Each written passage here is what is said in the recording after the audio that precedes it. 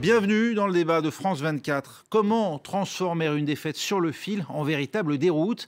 C'est le tour de force que vient de réussir le pouvoir turc en perdant la ville d'Istanbul pour la deuxième fois en 2 mois après avoir contesté la victoire en mars du candidat de l'opposition Ekrem İmamoğlu. Les électeurs ont confirmé leur choix de manière fracassante hier dimanche. Inès Olagaray. Premier bain de foule après la victoire. Ekrem İmamoğlu, le candidat de l'opposition, vient de remporter la mairie d'Istanbul. D'après des résultats partiels, il a obtenu un peu plus de 54% des voix.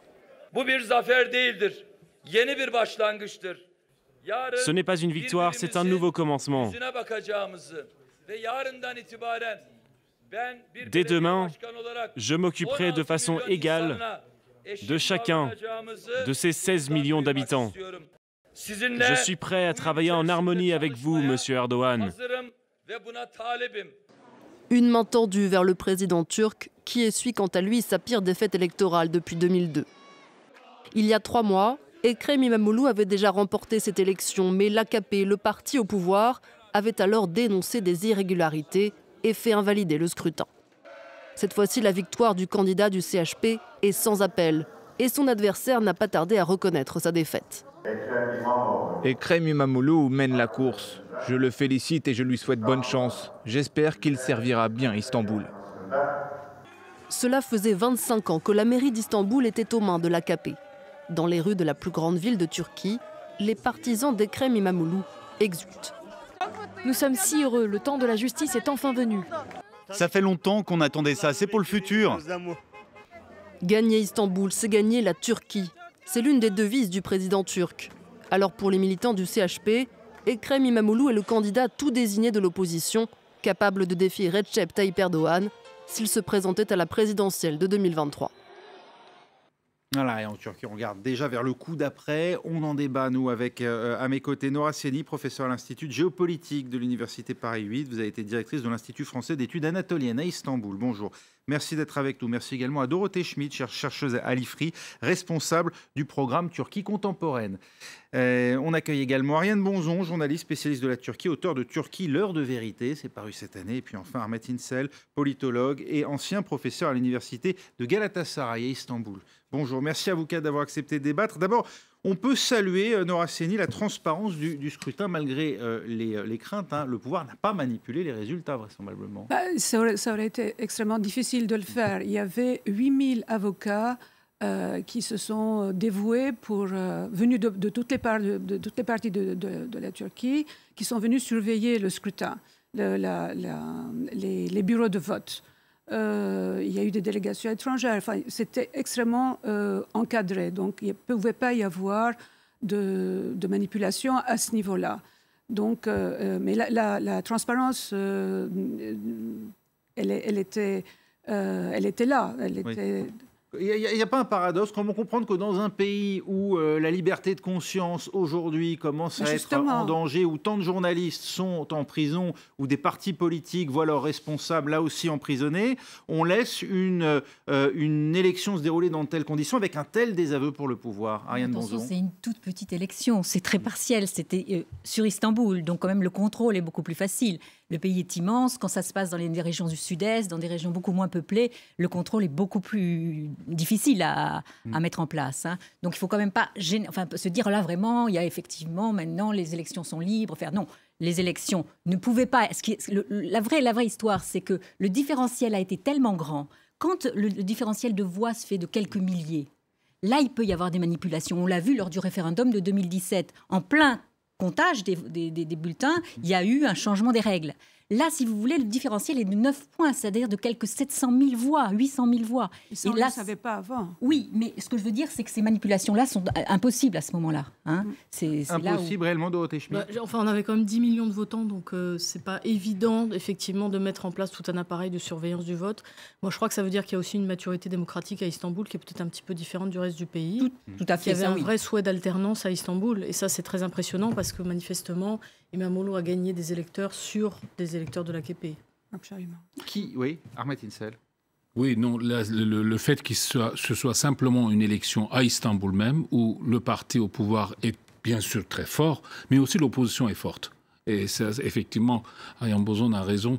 La même chose est beaucoup plus difficile dans les villes reculées ou AKP, par exemple. Plus difficile de truquer ou plus difficile de gagner pour le parti de l'opposition? Parce qu'on ne peut pas extrapoler ces résultats au reste de la Turquie. Pour le parti de l'opposition, c'est difficile de gagner quand AKP a 80%, 70% des voix d'emblée.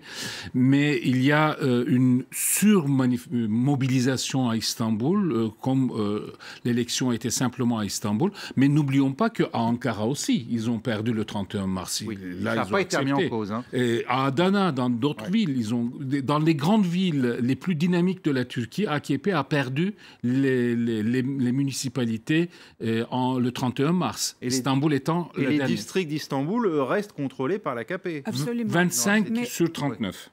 Mais de toute façon, il y a, c'est le seul argument de démocratie de Erdogan, c'est qu'il s'appuie sur des élections. Donc, les manipuler, encore une fois, ou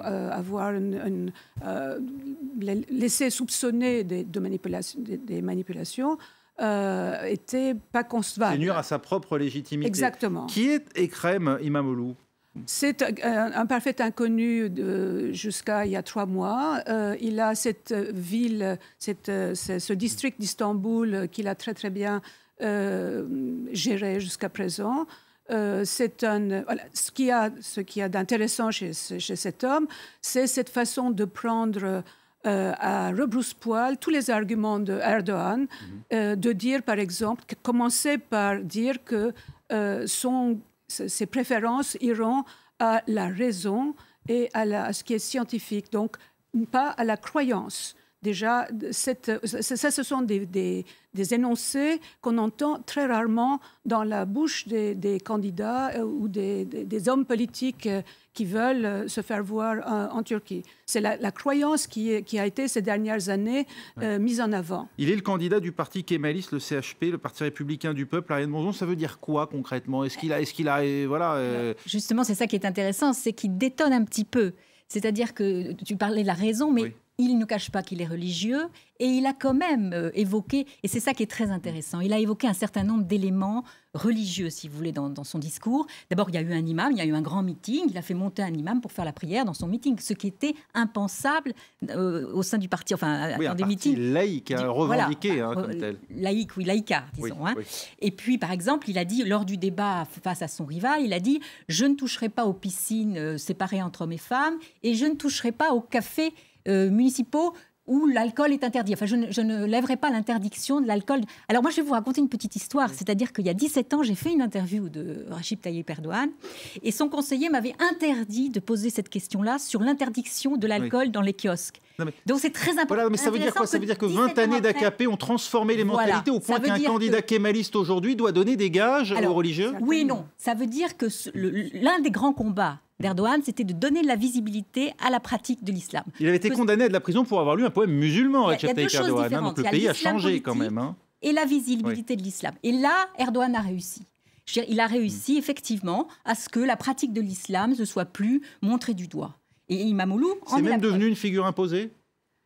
Pas tant que ça. Je ne pense pas que ce soit... Non, parce qu'en fait, paradoxalement, il y aura peut-être un certain recul de l'islam. Il y a des nouvelles statistiques intéressantes qui montrent, et dans les pays arabes aussi, qu'il y a un certain recul de la pratique de l'islam. Il faudrait le vérifier sur le long terme, mais il y a quelque chose qui se joue. Mais il y a une image comme ça de toute la famille. Lui, İmamoğlu, sa femme et ses enfants sont sur un podium et ils prient les mains comme ça. Donc, c'est une figure imposée aussi. Ahmet İnsel, oui, c'est quand même un changement pour un parti comme le Parti républicain du peuple. İmamoğlu, s'il était candidat dans les années 80, il aurait été probablement parfaitement dans le parti qui a été fondé à l'époque de droite libérale par Turgut Özal, le parti ANAP. C'est un cas typique du parti ANAP qui voulait réaliser les 4 courants. Hein. Il réalise les 4 courants. Il est démocrate, il est croyant pratiquant, mais en même temps, sa femme ne porte pas le voile, en même temps, mais une de ses filles, je crois, porte le voile. Ses parents sont plutôt... Non, pas une de ses filles. Sa mère. Il est pratiquant, mais je crois que par rapport à ça, il y a une autre chose qui s'y ajoute. C'est un tempérament ou une posture qui est diamétralement opposée de Tayyip Erdogan. Tayyip Erdogan hurle, crie, invective, il injurie les adversaires, il les traite de tous les noms. Or, lui, il se présente toujours comme quelqu'un de serein, de calme, de paix. Et donc, du coup, y compris dans l'électorat centriste qui était jusque-là supporter de Tayyip Erdogan, il y a une fatigue de ce bruit et de fureur. Et de ce point de vue-là, İmamoğlu a un mot toujours à la bouche, c'est la sérénité. Il propose la sérénité, le calme. Pas seulement. C'est-à-dire, il a surtout réussi à effacer ce eux et nous. Cette espèce de clivage que Erdogan avait introduit, sur lequel il fonctionnait, c'était le nous, les croyants, et eux, les incroyants, voilà, les mécréants. Les mécréants, voilà. Et ça a été très fort. Et il a enlevé la peur de cet électorat-là, de voir la clique de Erdogan partir du pouvoir. Ils avaient très peur de perdre leurs avantages et de perdre ce qu'ils avaient gagné avec Erdogan. Et cette peur, İmamoğlu est en train de la calmer, de l'effacer. Oui, son slogan d'ailleurs, hein, tout ira bien, illustre peut-être cette volonté d'apaisement. Il fallait rassurer les électeurs centristes, entre guillemets, Dorothée Schmid. Moi, j'ai l'impression qu'en termes de technique de campagne, İmamoğlu fait un peu penser à ce que pouvait être Erdogan il y a 10 ans. C'est-à-dire que finalement, il a appris les leçons de la façon dont l'AKP faisait campagne. Il est allé parler aux communautés. 15 ans. Ouais. 15 ans, peut-être. Il est allé parler aux communautés. Il a mis du religieux dans son discours parce qu'il sait que ça plaît, que ça se passe bien. Il n'a pas trop insisté là-dessus. Et il s'est présenté comme le rassembleur et celui qui parle à tous les Turcs. Ce qui est évidemment pas du tout ce que fait Erdogan aujourd'hui, mais ça a bien fonctionné parce qu'il était très maître de lui, et effectivement très, très cool, très calme. Justement, dans son discours de victoire, il a remercié les Kurdes, les Arméniens, les Juifs, autant de communautés qui sont évidemment parfois victimes de discrimination en Turquie. Oui, ça, c'est grâce à l'AKP qu'il a fait ça.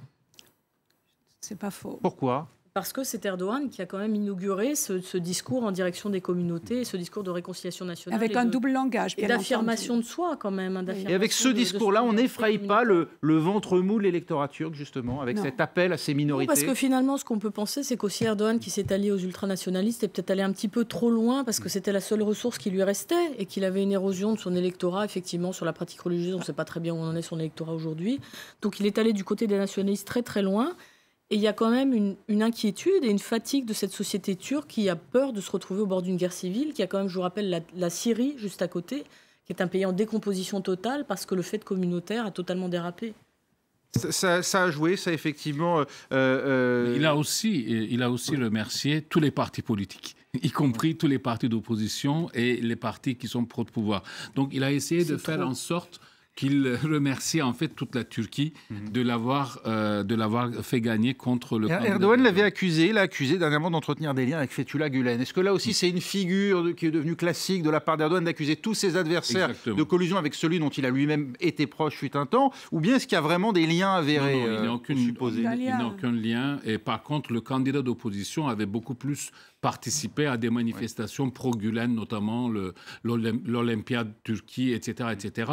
Mais effectivement, en Turquie aujourd'hui, si vous êtes du côté du pouvoir, vous n'êtes pas güleniste. Si vous êtes opposé au pouvoir, vous êtes toujours soupçonné de gülenisme. Vous pouvez être aussi soupçonné d'être en lien avec le PKK, Gülen. Fethullah Gülen, le prédicateur qui vit aux États-Unis, accusé par le pouvoir turc d'être à l'origine du coup d'État manqué de 2016. L'argument qui a été utilisé contre İmamoğlu, c'est le fait qu'il vienne de la région de la mer Noire et qu'il est soupçonné d'avoir des ascendants grecs. Et ça, c'était quelque chose qui était censé le discréditer complètement, et ça n'a pas du tout marché. C'est-à-dire Constantinople. Il a des racines grecques, donc Istanbul, ça va être fini, ça va être Constantinople, le retour de Byzance, le retour de l'histoire chrétienne. Les fantasmes sont possibles. On va voir le tweet de Tayyip Erdogan hier, donc après l'annonce de cette victoire. Il a tweeté assez rapidement, et c'est la première fois qu'il ne s'exprime pas à la télévision après un vote. Il a accusé le coup. Il avait fait ça une première fois le soir du 7 juin 2015, quand il avait perdu la majorité parlementaire. Il se cache quand il perd. Tayyip Erdogan, pendant 3 jours, n'avait pas parlé. Pendant 3 jours. Et c'est la deuxième fois. Cette fois-ci, il a parlé, mais en acceptant la défaite. Je crois qu'entre Binali Yıldırım, dans la précipitation... Son candidat, lui, ancien Premier ministre. 19h15, c'était quasiment... les dépouillements étaient juste terminés. La précipitation de Binali Yıldırım de reconnaître la défaite. Et immédiatement après Tayyip Erdogan qui annonce l'acceptation, c'est aussi une manière de dire maintenant, on a perdu, très bien, on ne discute plus, on oublie, on passe à autre chose. Je crois que là, il y a une... Il y a une forme d'humiliation vécue par cet écart très large d'une élection qu'ils ont voulu rejouer, quoi. Sans doute, mais pour l'instant, on projette. C'est-à-dire qu'il ne s'est pas montré. On projette, et je pense que pas à tort, qu'il est humilié. Ils ont joué aux apprentis sorciers en faisant annuler le précédent scrutin. Il s'est mis dans un mauvais pas. En ce moment, il se met dans des mauvais pas absolument partout. Il y a les 400 S là, russes qui attendent d'être livrés. Les batteries antimissiles. C'est ça. Qui attendent d'être livrés. Oui. Et qui font, alors pardonnez-moi, que la Turquie est donc le premier membre de l'OTAN à acheter du matériel militaire à la Russie. Donc contre la volonté des États-Unis et qui menace de sanctions extrêmement importantes. On en parlera notamment avec Dorothée Schmid. C'est déjà la fin, malheureusement. La première partie de ce débat, on se retrouve dans un instant.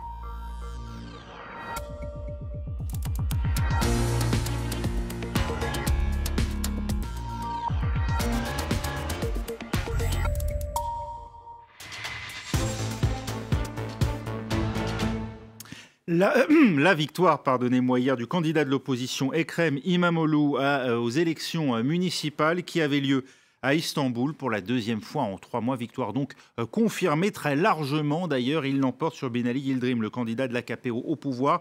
On en parle avec toujours à mes côtés Nora Seni, professeure à l'Institut de géopolitique de l'Université Paris 8, avec également parmi nous Dorothée Schmid, chercheuse à l'IFRI, responsable du programme Turquie contemporaine, avec Ariane Bonzon, journaliste spécialiste de la Turquie, auteur de Turquie, l'heure de vérité, et enfin Ahmet İnsel, politologue, ancien professeur à l'université de Galatasaray à Istanbul. Istanbul, la ville la plus riche de Turquie, également de loin la plus peuplée. Qui remporte Istanbul, remporte la Turquie. Voilà ce qu'avait coutume de dire Recep Tayyip Erdogan, qui connaît bien la ville pour l'avoir lui-même dirigée. Ça va avoir quel effet sur l'opposition, Ahmet İnsel ? Sur l'opposition, pour le moment, très difficile de prévoir parce que l'opposition s'est constituée essentiellement dans une ligne anti-Erdogan, faire perdre Erdogan. Pour le moment, nous ne savons pas quel est le programme politique qui unit l'opposition pour l'avenir. Et c'est une opposition très disparate, il faut le reconnaître. On va voir dans les mois qui vont venir, autour de la municipalité, probablement il va y avoir des bras de fer entre les municipalités passées à l'opposition et Tayyip Erdogan et son gouvernement qui va essayer probablement de les bloquer, de les étouffer financièrement et juridiquement probablement. Il y aura des conflits et à ce moment-là, probablement, il va y avoir de recomposition. Et deuxièmement, il faut reconnaître que pour la première fois, Tayyip Erdogan paye le prix du régime présidentiel. C'est que le prix du régime présidentiel, c'est d'être obligé d'arriver jusqu'à 50% d'une part, et d'autre part, de pousser l'opposition qui jusque-là se présentait toujours, peut-être avec 50-55% des gens qui votaient contre l'AKP, mais qui ne s'additionnaient pas. Et pour la première fois dans une logique bipartisane, effectivement, les électeurs qui voulaient envoyer un message négatif, un message d'alerte contre Tayyip Erdogan, se sont unis. Et c'est très remarquable, par exemple, la mobilisation des Kurdes. L'électorat kurde à Istanbul a voté massivement malgré les manipulations quelques jours avant qu'ont tenté Erdogan et son parti. De l'autre côté, il y a le Parti républicain du peuple qui, dans la figure de İmamoğlu, mais il faut reconnaître aussi l'organisation locale du parti, n'est pas du tout le même que l'organisation centrale à Ankara du parti, qui sont composés plutôt par des gens de mon âge, hommes et un peu vieux, alors que la dynamique jeune est présente à Istanbul. La directrice, le responsable fédéral d'Istanbul est une femme, par exemple, et ça joue.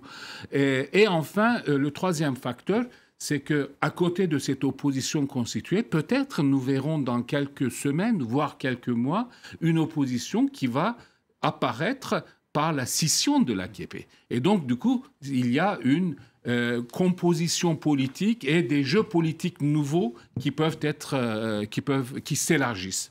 Ce mouvement, Dorothée Schmidt, il peut provoquer un début de décomposition à l'AKP. On a vu déjà les velléités de certains de ses responsables de premier plan. On pense à l'ex-premier ministre Ahmed Davutoğlu ou l'ancien premier président Abdullah Gül faire état de velléités de créer leur propre mouvement. Pourquoi ?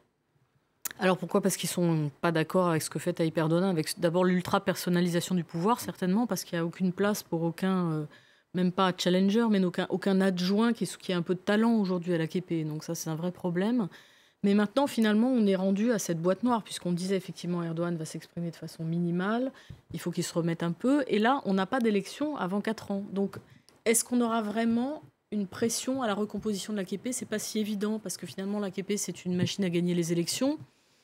Dans l'alternative, il faudrait que Erdogan lâche un peu de lest et revienne à une direction un peu plus collégiale du parti. Et là, il va avoir tout le temps, finalement, de se réentendre avec ses anciens amis et d'essayer de les coopter de nouveau. Donc, il va certainement y avoir une dynamique sociale différente au sein de l'AKP, mais peut-être pas un nouveau parti. On va vers l'étouffoir, c'est-à-dire le fait qu'il n'y ait pas de scrutin, ça pousse mécaniquement l'AKP à rester fédérée autour d'Erdogan. Alors, 2023, donc le prochain, pas de scrutin, sauf... Pour l'instant, ça c'est improbable, sauf s'il y avait 60% des députés qui appelaient à la destitution, enfin à une dissolution du Parlement et donc automatiquement, parce qu'il y a un effet, c'est inscrit dans la Constitution, automatiquement, ça veut dire élection présidentielle. Pour l'instant, arithmétiquement, c'est impossible. Il n'y aura pas 60% des députés, même si, comme Ahmed Insel l'a dit, le front d'opposition, le front qui a soutenu Ekrem İmamoğlu a fait preuve d'une grande maturité, mais ils n'arriveront pas, il n'y a pas 60% des députés qui actuellement pourrait appeler à la destitution de Erdogan, sauf, et c'est ce que disait Dorothée Schmidt, s'il y a un éclatement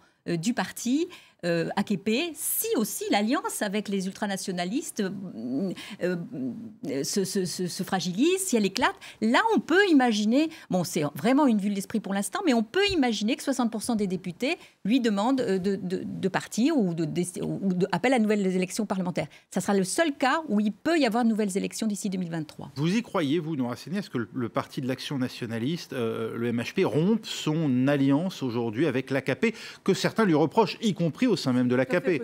C'est en effet tout à fait possible, mais pour revenir... C'est une alliance contre nature. Pardon? C'est une alliance contre nature. Si on revient à la configuration des choses d'il y a 5-10 ans, c'est une alliance complètement anti-nature, oui, bien sûr. Les nationalistes étaient les premiers à s'opposer à tout ce qui était religieux, anti-laïque, etc.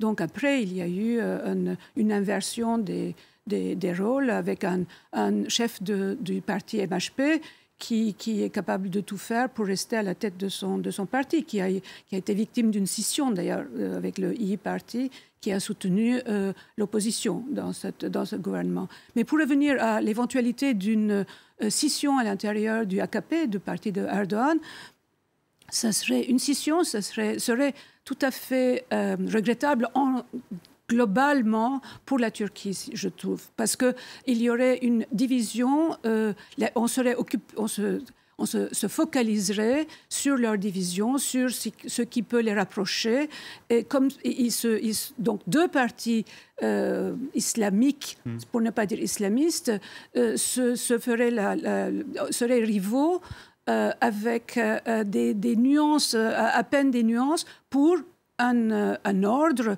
encore empreint d'islam, de religion, de croyance, etc. Ce qui n'est, de mon point de vue, souhaitable. L'AKP reste de loin le parti le plus populaire à l'échelle nationale, Ahmet Insel, et Erdogan, le leader politique le plus populaire du pays. Si vous regardez en termes de capacité de mobilisation électorale, l'AKP représente aujourd'hui 38-39% des voix. Tayyip Erdogan seul est capable probablement de mobiliser 40-45% des voix sans l'apport de son soutien, de son allié d'extrême droite nationaliste. Oui, c'est le premier parti organisé de la Turquie. Ça se voit à l'échelle aussi des adhésions. Je crois qu'il revendique 8 à 9 millions d'adhérents. Bon, tous les adhérents ne doivent pas être très actifs, mais c'est un vrai parti. Ce n'est pas une coquille vide. Sauf le problème, c'est que depuis quelques années, et effectivement, ce qu'avait dit tout à l'heure Dorothée Schmidt, je le compléterai, j'irai dans ce sens-là.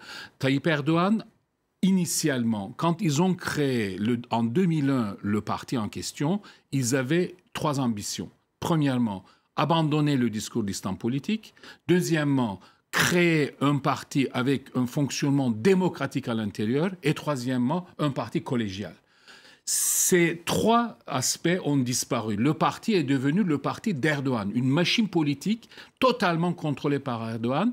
Et les deuxièmes figures qui peuvent un peu faire un peu l'ombre à Tayyip Erdogan ont été tous écartés. Tous les fondateurs initiaux du parti, les grandes figures, ont été tous écartés. Donc, en même temps, Tayyip Erdogan, il y a quelques années, a voulu aussi recomposer le parti par le bas. Il a demandé au maire de démissionner, il a nommé des responsables locaux, etc., pour créer un parti totalement fidèle à lui. Le problème aujourd'hui, c'est que ce parti ne fonctionne pas d'une manière aussi efficace que dans les années 2000. Aussi bien pour la machine électorale d'ailleurs. Lui-même, il le dit. Il le dit, mais en même temps, il y a l'usure du pouvoir, mais je crois aussi une perte d'adhésion, d'enthousiasme dans ce parti où on peut avancer qu'en faisant totalement allégeance avec Tayyip Erdogan. Mais il ne faut pas oublier qu'il y a déjà un cercle constitué autour de Tayyip Erdogan qui l'empêche les autres de s'approcher. Donc, du coup, aujourd'hui, avancer dans AKP est quasiment impossible. Le gendre de Tayyip Erdogan est devenu un peu le figure qui cadenasse l'administration de AKP, l'administration du gouvernement. Et d'ailleurs, dans beaucoup de bulletins de vote qui ont été annulés parce qu'on n'a pas le droit d'écrire sur les bulletins, il y a pas mal d'électeurs d'AKP qui ont voté Imamoglu ou ont voté blanc en disant contre Berat al-Bayrak. Berat al-Bayrak, le genre. Il y a un problème effectivement de cet ordre qui tient à la succession finalement, Yann Bonzon. Oui, c'est ça, il fait le vide. Le parti ne peut pas aujourd'hui exister en dehors d'Erdogan. On ne voit pas très bien qui, parce qu'effectivement son gendre, enfin il travaille, il y a vraiment le cercle familial, hein, le gendre est quand même ministre aussi. Et on voit bien que, bon, il est détesté d'abord par la population, ce gendre, et on voit bien qu'il n'a pas de successeur, il ne prépare pas sa succession. Ça c'est très clair, oui. Dans la victoire d'hier, il y a aussi du côté de l'AKP, parmi les justifications, celle d'un complot de l'étranger, un soutien au terrorisme de la presse étrangère, c'est ce qu'on a vu tout au long de la campagne. On a eu droit à des réactions entre hier et aujourd'hui de la part de plusieurs responsables politiques européens. Voyez par exemple ce tweet de Pierre Moscovici, par ailleurs commissaire européen, qui salue la victoire d'Ekrem İmamoğlu à la mairie d'Istanbul. Finalement, le président Erdogan a eu raison de faire annuler l'élection, plus qu'une confirmation ou une amplification. C'est un triomphe des démocraties et des progressistes. Un grand espoir est né à ce jour. Alors de manière assez ironique, il explique que finalement ça a plutôt profité au camp d'en face. Dorothée Schmidt, est-ce que ce type de tweet ne risque pas d'alimenter la paranoïa de l'AKP et d'une partie de l'électorat turc ? Écoutez, c'est pas très grave, on est quand même en démocratie, en France, en Europe et même en Turquie. Ça ne donne pas des armes à ceux qui prétendent que la classe politique européenne, finalement, s'immisce dans les affaires intérieures de la Turquie. On a le droit de donner son avis sur une élection, quand même. Nous, même quand on est commissaire européen. Oui, j'imagine. Après, peut-être que Pierre Moscovici s'exprime en son nom propre. C'est un peu l'ambivalence de Twitter. Ça a été un déçu. Moscovici était quelqu'un qui soutenait pas mal au départ l'AKP. Bon, en tout cas, c'est quelqu'un qui aime beaucoup la Turquie, qui connaît bien la Turquie, effectivement. Donc, il suit tout ce processus. Et puis, moi, ce que je trouve intéressant, en reprenant ce que disait Ahmed tout à l'heure, c'est que finalement, les promesses initiales de l'AKP, qui était censé être effectivement le parti de l'ascenseur social, ça ne fonctionne plus. Un parti propre, maintenant, on sait qu'ils auront des affaires de corruption qui vont sortir. Un parti qui avait permis aux communautés de s'exprimer, ils sont maintenant alliés aux ultranationalistes. Un parti effectivement collégial, on a dit, qui est maintenant ultra personnalisé. Donc vraiment, il y a un modèle de parti qui est en bout de course. Pourtant, les électeurs, mis à part Istanbul, leur en tiennent par rigueur. Mais ce que j'essaie de dire au départ, c'est que quand même, l'AKP a modernisé l'idée même du parti politique en Turquie et qu'ils ont fait beaucoup pour amener à l'idée d'une indispensable réforme, un parti comme le CHP, la création du parti pro-kurde qui est sorti d'on ne sait où et qui est devenu cette espèce d'ovni de la gauche turque. Et finalement, il n'y a plus que les ultranationalistes maintenant qui sont très, très, très en retard. Vous voulez dire que l'AKP a servi le pluralisme ? L'AKP, bien sûr. Je pense il a installé. Il y avait un vrai problème de représentation. Il a obligé les autres à faire leur aggiornamento parce que autrement, la machine de guerre qu'est l'AKP était impossible à combattre. Tout ça s'est retourné dans le temps et il est devenu. Voilà, il avait de l'avance et il a perdu son avance. Voilà, il a perdu son avance, il a perdu tous ses principes et il a terrorisé son électorat en faisant miroiter une absence de son parti au pouvoir, comme si ça allait être la fin des croyants. Oui, mais si on oublie de dire que quand même il y a eu une alliance avec justement ces gulenistes qui fournissaient énormément de ces éléments rhétoriques pro-européens, pro-dialogue des civilisations, dialogue des religions, que cette alliance s'est rompue dans les années 2010-2011 et qu'il a dû se tourner vers les nationalistes parce qu'il y a eu une lutte de la part des gulenistes pour le contrôle de l'État. De là date le repli sectaire, d'après vous, du départ des gulenistes date le repli sectaire d'Erdogan? Sectaire, je ne sais pas, mais en tout cas nationaliste, oui, ça c'est sûr. Vous savez qu'un islamiste n'est pas nationaliste, normalement il est... Alors ça, là, il y avait besoin d'alliance. Donc ça, c'est très important de comprendre ça. C'est-à-dire que ce tournant-là, à la limite, c'est pas un idéologue peut-être... très pragmatique. Très pragmatique. On peut dire que, vous voyez, il est allé, où est-ce qu'il va aller la prochaine fois, quoi. Quand on voit qu'il s'allie avec Poutine après avoir été quand même l'un des plus fervents opposants à Assad, et là, c'est quand même quelque chose d'intéressant, quoi. Il y a quand même la difficulté économique, il faut peut-être en parler, parce que le bilan n'est pas si rose. Ce dont on créditait pendant très longtemps Erdogan s'est retourné aussi contre lui. Oui, exactement. Il y a toutes ces nouvelles villes qu'il a créées, comme Başakşehir, qui était un peu le laboratoire. Qui a voté pour lui? Pardon? Non, qui n'a pas voté. Ah non, Başakşehir est resté. C'est fabuleux. Non, Başakşehir est passé. Non. Başakşehir est resté Erdogan. Il avait le mythe de la croissance. Et donc, ça s'est tari complètement, la manne économique vis-à-vis des Parce que le discours, la posture adoptée par le pouvoir a fait fuir aussi les investisseurs? Oui, d'abord, l'état de droit est totalement rompu en Turquie et peut-être on en parlera avec le procès de nos amis Osman Kavala et les autres. Il n'y a pas l'état de droit, c'est un état de l'arbitraire. Et vous savez bien que les investisseurs internationaux... rule of law. Oui, l'état de droit est important, non pas simplement pour les droits de l'homme, mais en même temps, dans certains cas, notamment pour les fonds d'investissement, à partir du moment où le fonds d'investissement n'a pas la garantie de propriété, de garantie juridique de propriété, se retire. Deuxièmement, Tayyip Erdogan a créé aussi des risques d'instabilité en Turquie. Par exemple, Nora parlait tout à l'heure, ces conflits avec l'OTAN est en même temps un facteur d'instabilité sur l'avenir de la Turquie, qui fait que les investissements de long terme des étrangers deviennent beaucoup plus critiques. Et puis, troisièmement, il a commencé à mener une politique économique qui est invraisemblable, ou je dirais une politique économique à l'envers. Attaquer le taux d'intérêt, pourquoi pas, mais considérer que le taux d'intérêt est le facteur principal de l'inflation et empêcher la Banque centrale de faire son travail correctement, etc. L'intervention sur le pouvoir de la Banque centrale, la suppression de l'indépendance de la Banque centrale, tout ceci à la rigueur dans ce que fait Donald Trump aux États-Unis dans ses commentaires, pour l'instant sans conséquence. Mais sans pouvoir le faire. En Turquie, il a plus de pouvoir que Trump, Tayyip Erdogan. Trump a le pouvoir de désagréger l'économie turque. En plus, par ailleurs. Mais on peut peut-être dire un mot sur, puisqu'on parle de l'Europe aussi, de ce qu'a été la place de l'Europe dans la montée de Erdogan. Erdogan s'est servi de l'Europe pour faire les réformes nécessaires et limiter le poids de l'armée dans la vie politique. Et jusqu'en 2007, si cette alliance, cette confiance vis-à-vis de l'Europe aurait pu éventuellement continuer, et à ce moment-là, Erdogan peut-être n'aurait pas pris ce virage complètement anti-Occident, anti-Europe. Ce n'était pas forcément écrit dans le programme de l'AKP au départ ou dans les intentions d'Erdogan. Dans les intentions de l'AKP, il y a une ambition européenne. À partir du moment où il y avait un chapitre qui était consacré au marché public, c'est-à-dire que les marchés publics devaient être ouverts à la concurrence, y compris aux capitaux européens ou en tout cas aux partenaires européens, là il y avait un blocage de l'AKP. L'AKP, c'était pas eux-mêmes, c'était pas pas rendu compte que ces sortes de marchés publics. Quand ils l'ont découvert, on m'a raconté comment on l'a expliqué à Erdogan.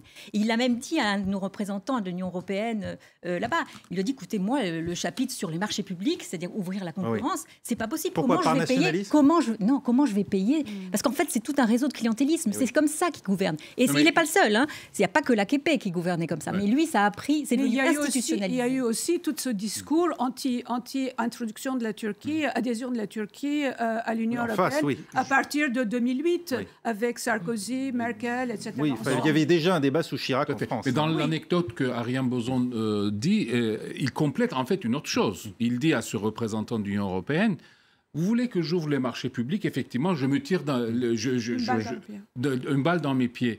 Et en contrepartie, vous ne donnez pas la garantie d'adhésion. Donc pourquoi je vais ouvrir ce chapitre? Vous voyez, c'est la fermeture. Le discours comme quoi qu'il arrive, la Turquie ne peut pas être membre. Sauf que je ne sais pas s'ils savaient très bien gouverner sans le changement, en tout cas pour beaucoup, en tout cas en Europe, a été manifeste avec les événements de Gezi, et notamment ces manifestations sur une place à Istanbul que le pouvoir turc voulait effectivement remodeler. Et justement, plusieurs figures de la société civile turque voient leur procès s'ouvrir aujourd'hui. Ça vous inspire quoi, justement, le rappel peut-être? Il risque jusqu'à la prison à vie. Il y a 16 personnes. On n'y croit pas trop, on n'espère pas. L'acte d'accusation ne repose absolument sur rien ou sur des arguments qui sont un château de cartes qui ne tiennent pas. D'ailleurs, les arguments c'est aujourd'hui, Osman Kavala a fait ça. Qui est le philanthrope le plus en vue, disons, dans ce groupe de personnes. Le philanthrope de gauche qui a... je veux dire que son rôle dans Gezi n'est pas établi, de toute façon. Mais donc il a fait ça. On les accuse quasiment de coup d'État, d'avoir voulu renverser le pouvoir. Absolument. Tentative de coup d'État, et de changement de la Constitution. Pour avoir manifesté contre un projet d'urbanisme. Exactement. Exactement. Et il a précisé que l'acte d'accusation était bâti sur des arguments qui avaient été fournis par justement les gulenistes à l'époque où ils étaient encore alliés du pouvoir avec Erdogan. Donc, alors que ces policiers qui ont établi ces actes d'accusation sont aujourd'hui en fuite ou persécutés ou poursuivis par le gouvernement, par Erdogan. Alors, ils gardent l'acte d'accusation qui est formulé par eux. Mais pourquoi ces procès, pourquoi ces arrestations? Parce qu'effectivement, le pouvoir en place, qui est quand même assez fragile finalement, a très peur d'un grand mouvement pacifique, de grandes manifestations. Peut-être pas dans la rue comme ça s'est fait, mais il y a une inventivité, une créativité d'une partie de la population turque pour protester. On l'a vu. Et ça, c'est, je pense, l'une des choses qui craignent le plus. Et de cette manière-là, en tapant sur un certain nombre de figures, ils font peur, ils effraient et ils espèrent comme ça tenir un peu la chape de plomb plus longtemps. Et puis ils envoient aussi des messages comme quoi il ne faut pas être en contact avec des organisations internationales, notamment les fondations internationales. Et ça, c'est un peu à la manière de Poutine, si vous voulez. Oui, c'est ça. Couper la possibilité pour les ONG étrangères d'intervenir. C'est l'histoire de Soros, c'est-à-dire que Soros est aussi là-dedans. Et comme a dit Kavala, mais si vous accusez Soros, pourquoi il n'est pas là avec moi là, à la barre des accusés? Dorothée Schmidt. Du fait qu'on m'a posé la question sur les procès en général, en parlant du procès des auteurs de la tentative de putsch de 2016, en le mettant sur le même plan que le procès de la société civile et de Gezi. Ça veut dire que l'AKP a introduit une confusion complète, a désigné comme ennemi de l'État toute l'opposition pratiquement, et ça, on peut espérer que ça va cesser si Erdogan est a pris un petit peu de mou et qu'il est un peu fatigué. Arrêtez de dire, en gros, tous ceux qui manifestent contre des aspects de ma politique sont des putschistes en puissance. Les officiers qui sont responsables d'avoir fait une tentative de coup d'État militaire et qui sont sortis dans la rue avec des armes, je crois qu'on ne peut pas vraiment les considérer de la même façon que des activistes de la société civile. Il a inventé le terme cocktail de terreur, c'est-à-dire 3-4 organisations dites terroristes différentes. Vous pouvez être accusé d'être en contact avec tous. Merci beaucoup Ahmet İnsel, merci à vous Nora Seni, à Dorothée Schmidt et à Arjen Bonzon.